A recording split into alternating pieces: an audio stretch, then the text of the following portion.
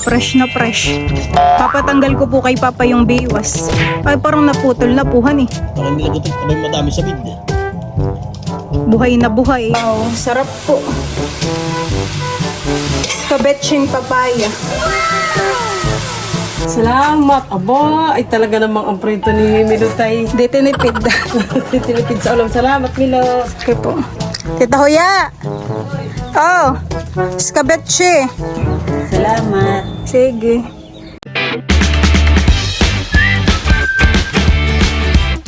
What's up mga kamilot? Welcome back sa aking channel. So for today's vlog po ay nandito po kami ngayon ni Papa sa ilog at kami po ay manghuhuli po ng isda. Kami po ay dito mamimiwas sa barang puno. Patingin nga po ng ating mga pamain. Meron din po. Nakipanlahok po sa munggo iyan. Masarap.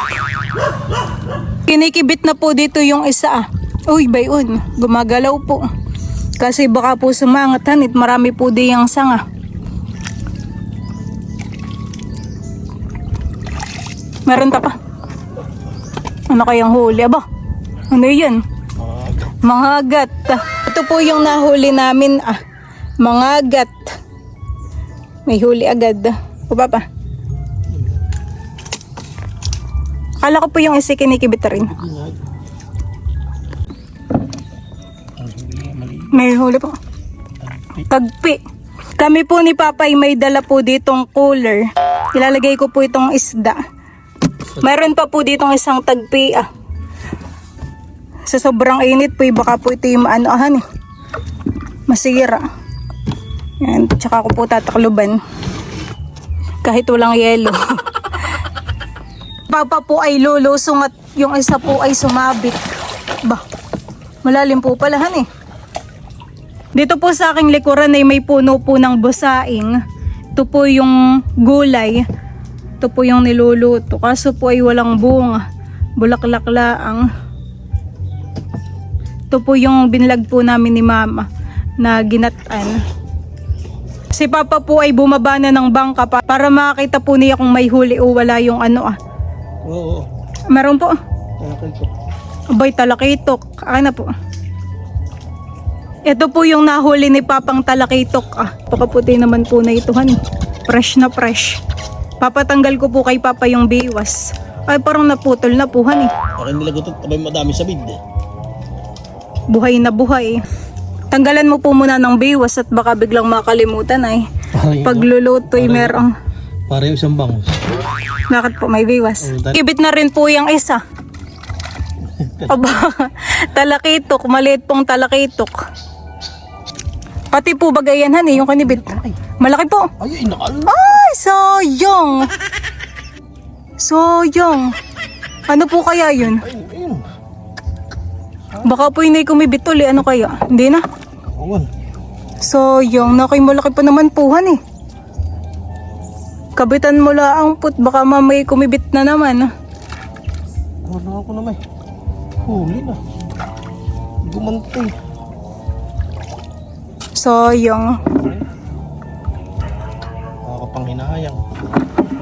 Kami po ni Papa ay lumipat po dito sa labas po ng Prinsa. Dito po uli. At dito po yung maraming mga kumikibit. Ay kaso po yung nagpapalabas po ng tubig, Titingnan po natin kung may mahuhuli. Kapag po namimiwas ay bawal pong kalabasawin yung yung tubig at baka po magsialisan yung mga isda ay hindi kumibit. Kaya dapat po kapag namabangka ay dahan-dahan laang. Maginhawa po ngayon. Maliit po. Ay, moong.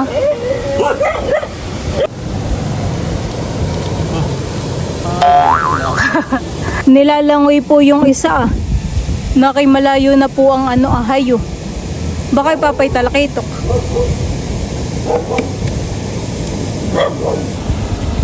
May huli po. Ito.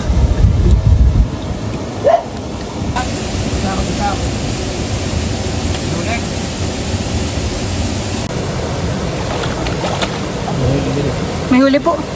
Boy, lipain.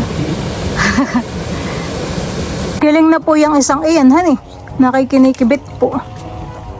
Papandawin po ni Papa. Okay, asa, tami. Oh. Ano po yan? Talakaitok. Kala ko'y ahas. Kala ko po'y igat.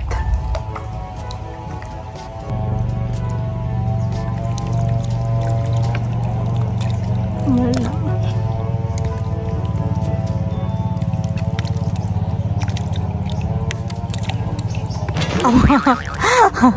Meron pong tagpi dun ah. Akala ko po'y walang huli. Sa pinaka ilalim puhan eh.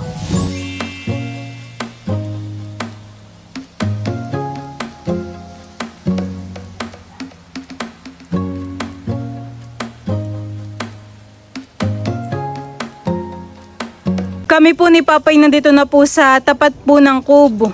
Dito naman po si Papa maglalagay. Dito po pala yung maginhawahan at maraming puno. Hindi po ganayon kainit. Bayan na po si Papa. Mayroon po doon kumibit. Wala. Naking mga maliliit pong isdahan eh. Ubos na rin po pati yung hipon. Papatay nito yung Napakaginhawa po talaga dito. Parang nung nalagyan po dito ng mga kawayan at tupuan eh bigla pong guminhawa. Silver! Silver! Silver! Ay, yung isda po dadali natin sa atin. Silver, silver! Ako po muna yung nagduduyan dito. Nakakatanggal po ng pagod dito po sa kubo. Sa sobrang ginhawa po. Woo! Wala. Yan po mga kamilot at bali ito po yung mga nahuli po namin ni Papa. Ayan, meron din po. Meron po diyang talakito, muong, tagpi at saka po mga agat. Ayan po. Yung isa ibukas pa po ang bibig. Nakikulang pa sa hipong pamain. Gutom pa.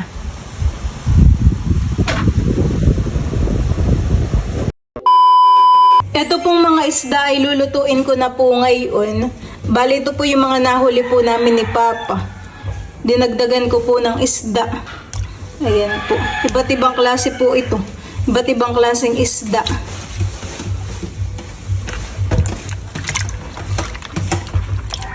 Nagpiprito na po ako dito ng isda. Ayan po. Pero na po ako naprito. Ito na po ah. Naki-crispy. Ako po ay magigisa na ng ricado, ng bawang, sibuyas at saka po ng luya. Dito na lang po ako magigisa sa pinagprituhan po ng isda.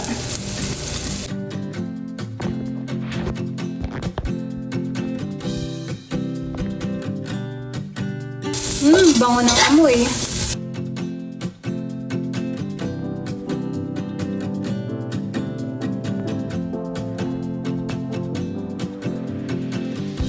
Lalagay ko na po itong niyar-yar na papaya. Ito po ay pinapiga ko po kay Mama. Ayan.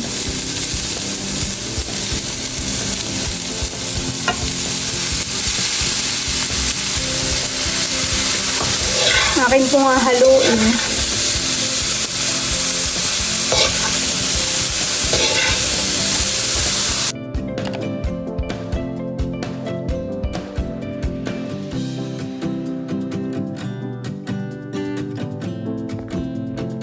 Maglalagay rin po ako ng toyo. At saka po ng suka.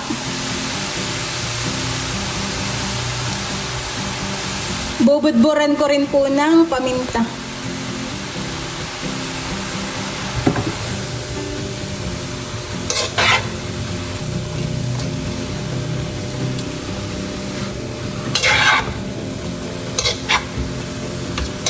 Pwede rin naman po na i-marinate na po itong papaya. Lalagyan na po ng suka at saka po ng toyo. Pero yung ginawa ko po ay akin na pong diniretso pagigisa. Ayan po. A few minutes later. Yan po mga kamilot at bali wala na pong sabaw itong escabeche. Ito po ay luto na. Wow, sarap po. Escabecheng papaya.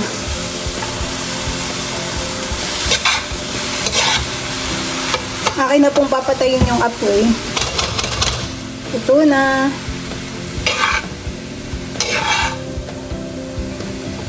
Lalagay na po ako ng ulam dito po sa hawong. Akin pong ililipat. Bibigyan ko rin po sina Lola at saka po sila Tita Huya. Bango ng amoy. Nakakagutom. Tayo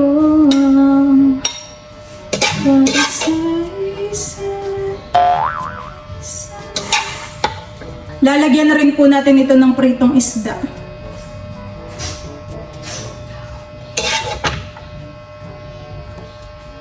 Ito na po yung ating mga pritong isda. Tapos ito na po yung escabeche.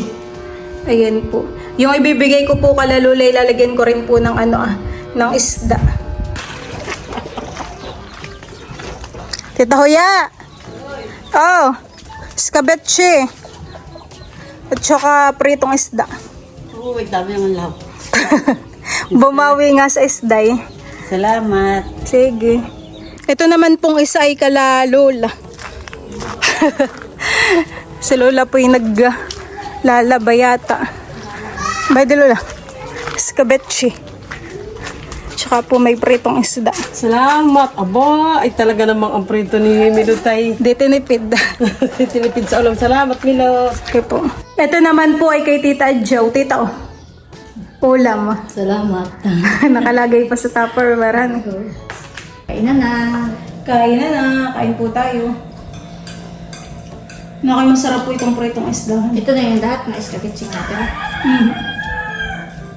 Alin kaya masarap na isda. Sarap. Okay to. Lipain. Pwede Tita escabeche.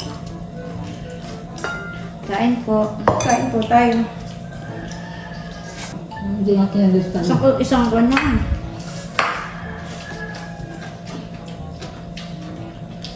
Medyo mapahang po eh. Napadami siguro ang paminta ko. Huwag nga po mapahang eh. Oo nga. Nahalig mo kayo sa bahan. Parang yan po tipidhan yung escabeche. Papaya lang po ang kailangan ng kargado. Para ikang kuha na yun. Adobo. May ito nga. Masustansya pa. Pero escabeche po ang tawag namin dito. Pwede rin po itong lagyan ng sardinas. Nung may sardinas lang din ang dok namin. Masarap lang. Binigyan mo sila? Tita Jo, meron? Nandun ka kakain doon ang sa atuya. Ano? Ako matiya. At natin lang sa bitsin kasi nakamagahan. Tita Jo, meron din. May lutong eh.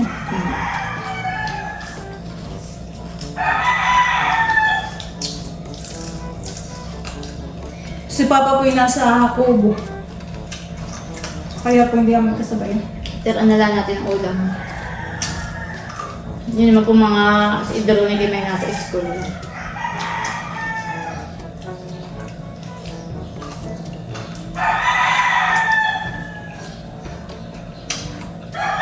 Dito ba yung pipino? Sarap ang pepino. Maluto na.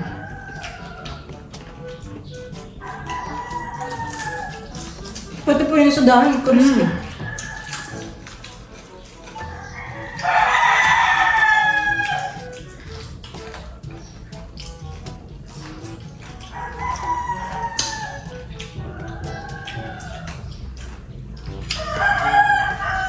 Sarap ng papaya. Malasa.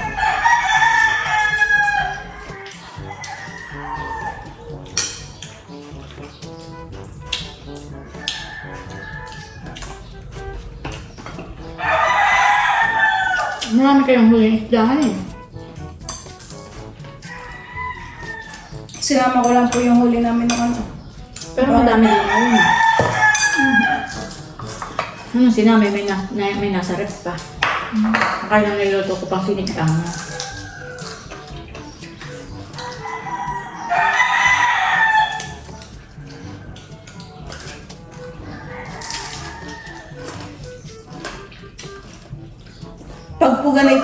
ay pang prito lang. Pero masarap yung paktil.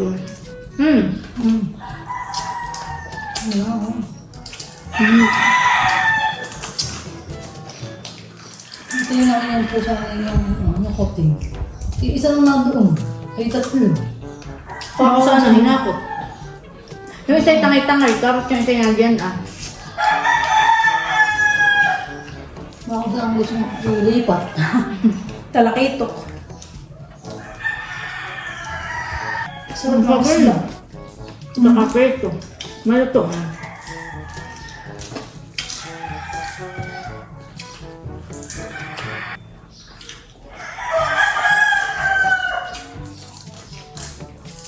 Agak pa. Tapos na ako. Ayan. Parang pansin. Oo nga.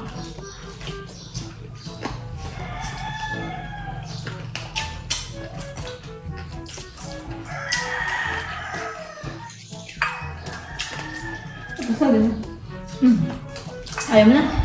Kami po ni Mama ay tapos ng kumain. Si Tita po yan nagpapapak pa nung isda. So, yun lang po mga kamilot. Thank you for watching. Sana po ay nag-enjoy kayo. See you on my next vlog. Bye-bye!